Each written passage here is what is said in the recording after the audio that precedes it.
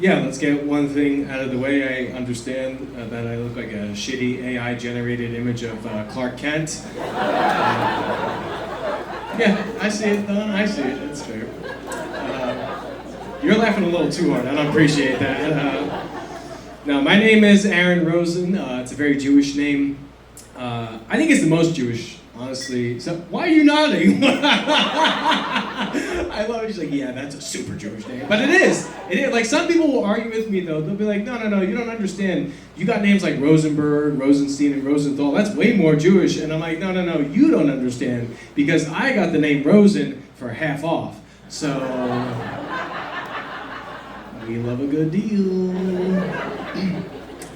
It's unfortunate, though, because I'm Jewish, everyone expects me to be an expert on the whole Israel-Palestine thing, and I am trying my best to continuously watch and keep up with that. And all I have to say is that I'm just so much happier that I'm hearing updates from Donald Trump versus Joe Biden, because at least there's a little whimsical tone to it, you know what I mean? Hearing the updates from him, he's like, the other day I spoke with Benjamin Netanyahu.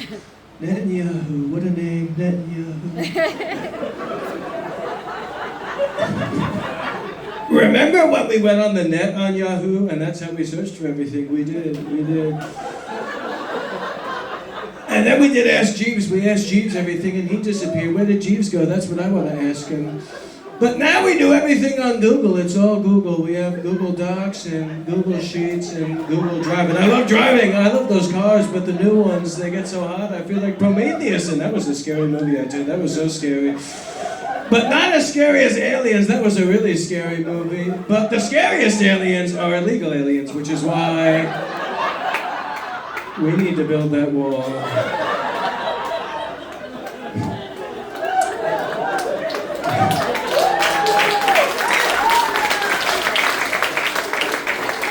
Well, we know that East Brunswick is blue. Figure that one out. It's so funny to me because he's in such hot water with the Epstein thing, and everyone is telling him to shut his mouth. Like, are you confused as to why he's in hot water, or what? Oh, I didn't hear you, but I'll go with it. But everyone's telling him to just shut up. You know what I mean? I imagine Don Jr.'s coaching him. He's like, Dad, you gotta shut up about Jeffrey. And he's like, first of all, don't tell your mother to shut up, okay? That's very rude. And second of all, let Daddy handle this. I'll take care of this. I'm so good at this. And everyone was expecting this huge bombshell, you know? And then he just goes, Rosie O'Donnell is a national threat, okay? I'll tell you. And she's in charge of ISIS and was responsible for 9/11. And to the credit of his followers and journalists, they didn't pull any punches. They didn't let him go this time, you know? They were like, whoa. We've seen the pictures of you with Jeffrey Epstein. We've seen the correspondence. You even wished Ghislaine Maxwell well when she got arrested. And it's like, what do you have to say for yourself? And he had the best response ever. He just goes, Barack Obama set this whole thing up. It was his fault, I'll tell you. Barack Hussein Obama. I'll get off the Trump stuff. So there's just one more thing I want to say, and that is the fact that, even though Kamala Harris didn't win, I was rooting for her, and even though she didn't win, I am glad that she did. You said? You think it was a stolen election? Well, I had my buddy Elon help with those machines, the voting machines. And remember when I tried to sue Dominion, but it backfired, or Foxtrot? I don't know, whatever. They're all fucked up. But anyway. Okay, what was I saying? God damn it, you got me. Oh, thank you, yes. So here's the thing, right? Because I don't know if you guys remember or not, but the debate against him and Biden is still so fresh in my mind. It's actually permanently seared into my mind, because watching that was tough. That was like watching elder abuse. You remember that? He was like, Joe Biden has the worst brain we've ever seen. It's so sad. And Biden, he just goes, Donald Trump over here, this guy, he's trying to say I don't have the mental acuity. Well, let me tell you something. This guy, he doesn't even know the first thing about us. And they were like, Mr. Trump, would you like to respond to that? He's like, I don't know what he said.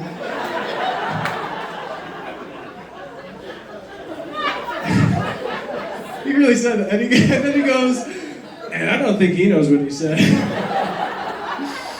And it's like, great, these are the people fighting for nuclear codes. Got it. Yeah. And here's the thing, like a lot of people thought that was the turning point for Joe Biden. They thought he was cooked then. I knew when he had those horrible campaign ads that he was cooked. Like, I don't remember those? He was like, look, folks, I need you to chip in for the campaign. We can really use the money. We've done so many terrific things, like the,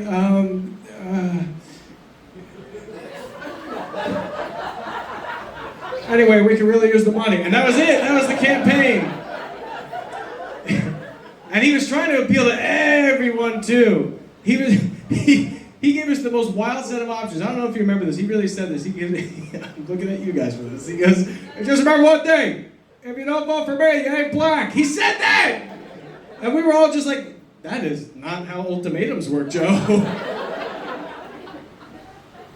I'm not ageist, but like I'm sick of all these old fossilized goddamn fucks running for all, like here. Thank you. Yes, you can clap for that. That's, I just don't want any more dinosaurs. Because somebody told me the other day, they're like, Trump and Biden have been around since the time the first Apple Macintosh came out, and I was like, the computer or the fruit? How far back are we going? I also do keep up with younger politicians as well. I'm following the whole Mayor Eric Adams saga. We all know about him. That was so great because I don't know if you remember or not, but when he first came in to like his whole mayoral thing, he just played this role of this tough guy. He's like, we're gonna clean up this city, we're gonna make these streets safe again. He sounded like Commissioner Gordon from Batman, if he was played by Tracy Morgan. And the funniest thing was he wasn't even talking about crime, he was talking about the rats. And then he gave us that lady, Kathleen Karate, the Rat Czar. That was her actual title, the Rat Czar. Amazing. I watched the YouTube video of her. Do you remember that? Yeah, we talked about that. Oh, hell yeah, okay. That sounds like someone that is lying, but I know you're telling the truth. I don't know why it's... Anyway, I don't know if you guys have ever seen the YouTube video of Kathleen Karate's first appearance, but it's amazing. She gets up on stage, she's wearing her power suit, and she goes, there's a new sheriff in town. And with your help, we're gonna send those rats packing up. And the top comment on this YouTube video has the most New York comment I've ever seen in my life. It says, yeah, great place to start would be City Hall. And turns out they were right, but I also just like to think that the guy who left that comment is just like some sleazy Staten Island guy with like a marinara stained tank top in his mom's basement. He's like, Ma, come on here, take a look at this comment I wrote, Ma. The mom comes over, she's like, that's a good fucking comment. Yeah.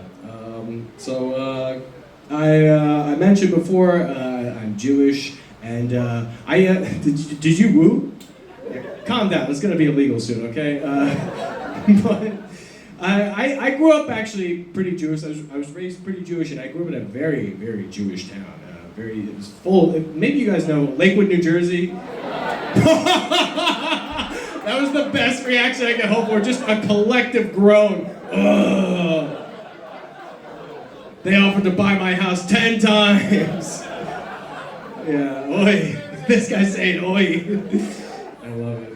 But yeah, no, that's where I was born and raised, and I actually used to work at the pharmacy there, and here's the thing, most people who are not like religious Jewish people, if you're looking for love or a potential mate, you go out to clubs, bars, whatever, your regular social gatherings, but Orthodox Jewish people, their hunting ground for potential mates is the pharmacy. Like, that's just where we go. And, I like to do my impressions, as you can tell. And I think I finally mastered, I think I know how to do the Jewish mating call. And I'm gonna do it yeah, this is it, here we go.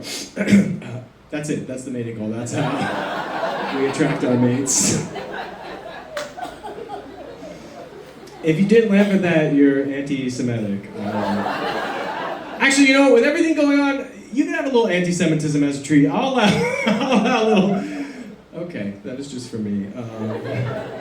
I'm a high school English teacher, plot twist, yes. Thank you. Anyone in here? I appreciate the thunderous round of applause for that, but it's too late, don't worry. Thank you. And, is anyone in here a teacher? Nice, all right, we got a couple, what do you teach, man? Special ed, fuck yeah, give it up for the special ed teacher. Love that. I have a joke about that later, so sit tight. And what do you guys teach?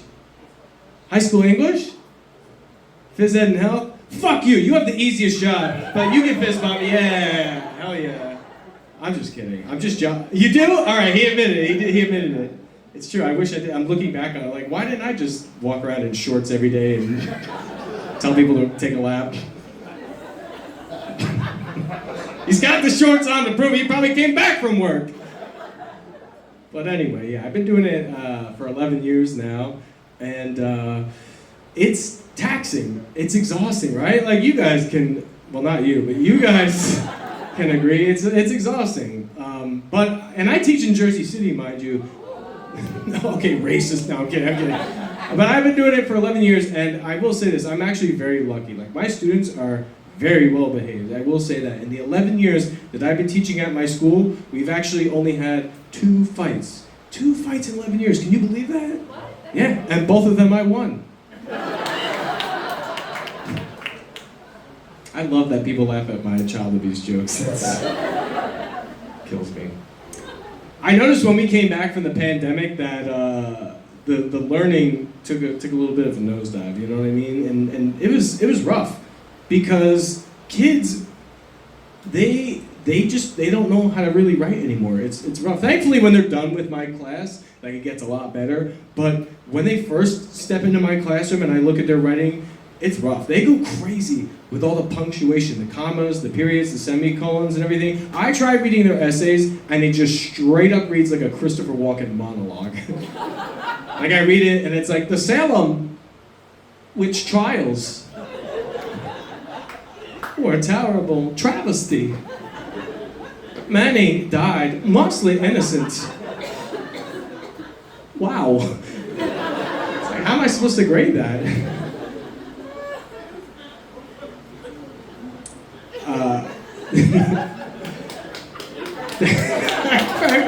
I love the delays. You guys don't seem like an edible crowd, but I'm starting to think it might be.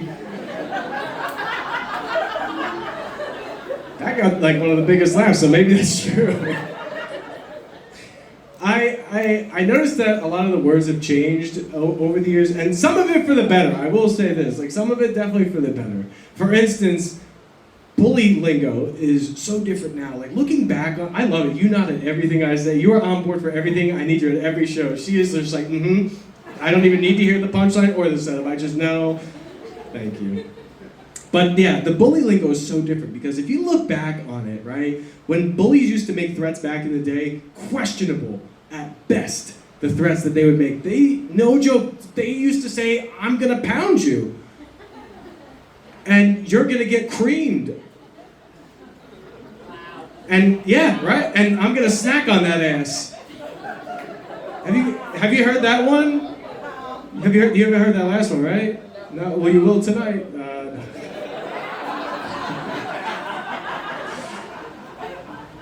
And remember, that was intentional, but like some kids nowadays, they say things unintentionally. I don't know, maybe they do, I don't know, because I can't tell if my students just don't know, or teens in general, don't know how to communicate, or if they're just like comedic geniuses, you know? Because I used to teach improv after school, right? And the fun thing about improv is that everything is just made up on the spot. You don't know what the people are gonna say, right? And I was doing improv one time with this kid who was the nicest, sweetest, most well-behaved, respectful kid. He never cursed or anything like that, right? We're doing an improv scene where vampires are attacking a town. He's playing a cop, I'm playing a detective. I start the scene and I go, hey man, what's going on here? Things look pretty bad. He goes, yeah, these vampires are ruining everything. People are just getting sucked off left and right.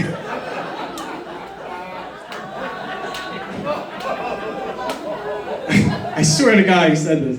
And I had to stick with the improv rules, so I was just like, yeah, this town is just bone dry.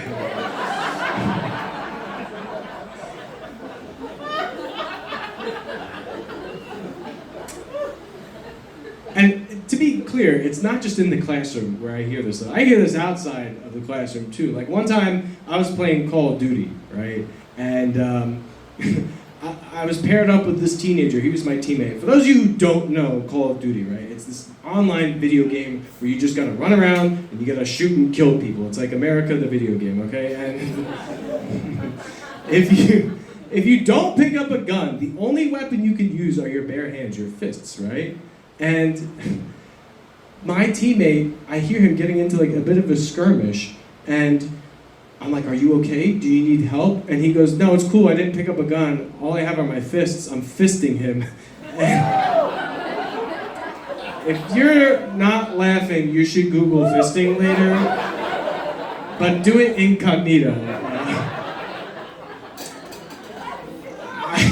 I was like, are you winning? Do you need help? He goes, no, it's cool. He didn't pick up a gun either. He's fisting me too.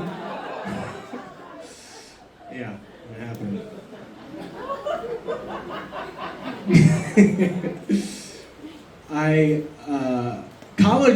College was really good in preparing me for education, but there's a few things that it didn't prepare me for properly for being a teacher.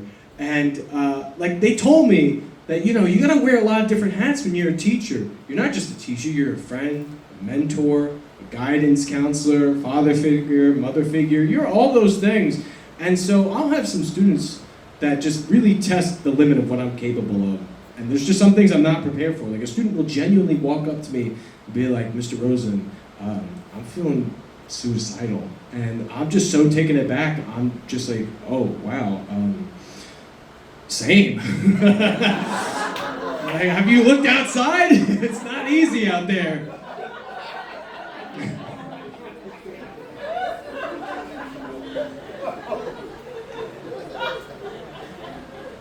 Pay's not great. Speaking of which, I was trying to do some online shopping the other day, and I was trying to use those online coupon codes. You know how they have those codes, right? And I saw that they had all of these coupon codes for military veterans, right? And they had like nothing for teachers. And I just thought that was so unfair because I have a way higher chance of getting shot at. Thank you. This is my soapbox. No, people literally say that to me. Like, I'm a veteran. It's crazy. They walk up to me when I tell them I'm a teacher. Like, thank you for your service. I'm like, I have not seen any combat, but for some reason I have PTSD. I also used to do Special Olympics after school. That's where, yeah, I told you I had something. Thank you. Yes, I appreciate that. And I loved it. I love working with special needs kids because I would just play sports with them and I would beat them all the time. It was so much fun working with them. No, but for real, I love working with kids who are on the spectrum because they have zero filter. Those kids say whatever is on their mind. You're nodding extra hard, yeah, you know. Those kids say whatever's on their mind. And I worked with one kid who always talked about Pokemon all the time. Always talked about Pokemon. And I wanted to like make a little bit of a connection with him, you know? So I talked about the show Dragon Ball Z. And one day this kid comes right up to me, I swear to God, he goes, Coach Aaron, you talk about Dragon Ball Z a lot. And I'm like, yeah, but you always talk about Pokemon. And he's like, yeah, but I'm autistic. What's your excuse? Guys, that's my time. Thank you so much. Keep it going for your host.